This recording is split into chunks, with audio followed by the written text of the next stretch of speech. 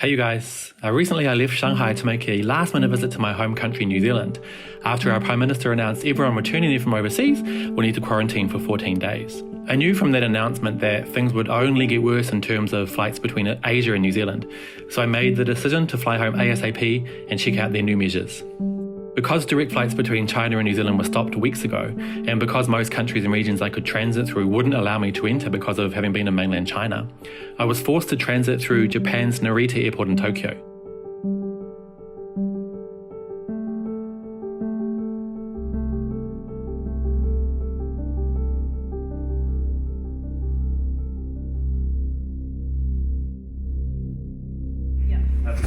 Just that one? Thank you. Yeah. You mean unwell at all? I mean, ideally, get some information about self-isolation. Thank you. Just that one? Thank you. Yeah. You mean unwell at all? I mean, ideally, get some information about self-isolation. Thank you. They didn't care that I'd just come from China and I was allowed into my home country. I kept my mask on and flew south to a small town called Blenheim, where I would stay in isolation in my dad's house.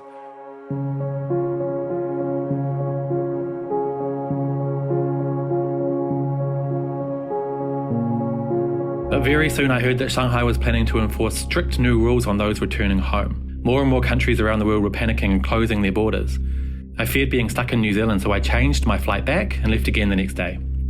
I only spent one night in New Zealand with my dad, but I'm happy to say he was protected the whole time, and it was good to see him all the same. I left him 50 masks and several bottles of hand sanitizer, which were all sold out in New Zealand, and then got back on an Air New Zealand flight to Tokyo. In New Zealand, people are still not wearing masks or other protection in public, including the crew on my 11-hour flight. Soon those crew members will head back to New Zealand, where they're not required to enter quarantine at all. I got on my flight to Shanghai with Spring Airlines in Tokyo, and it was a completely different picture. The crew wore full protection, and every single person on the flight had at least a mask on. When I arrived in Shanghai, I experienced the measures being taken to stem the flow of COVID-19 back into China. 哦，我知道，对，所以我需要隔离是吧？ I was asked multiple questions, had my temperature taken several times, and was soon allowed to find my way to a counter for the district I live in. From there, they took about 12 of us, Chinese and foreigners, to a testing facility in our district. We slept in the bus outside the clinic for 8 hours waiting for our turn. Once we finally got inside, the sun was already high in the sky.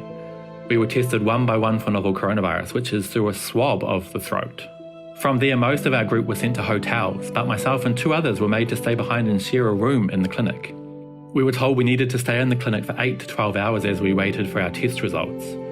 It became a long day cooped up in our room. All 3 of us in this room are negative, just normal results, which is really good. I'm so excited.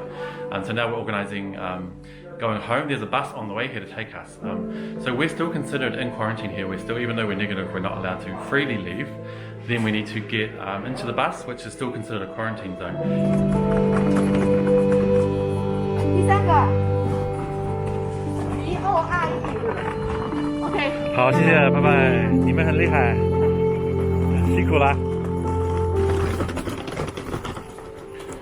哦，只有我们3个人嘛。哦，还没有接。好的。In the bus.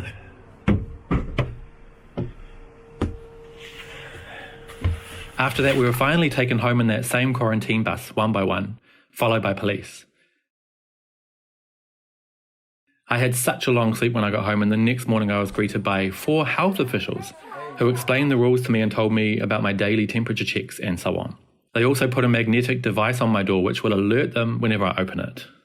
I'm ready for my 2-week quarantine and was thoroughly impressed with Shanghai's strict and thorough measures that I've now experienced firsthand.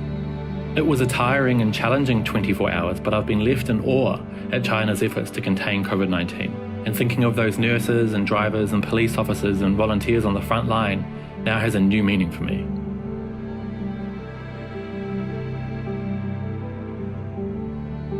My home country, New Zealand, on the other hand, is woefully unprepared, and I suspect things there will very soon spiral out of control.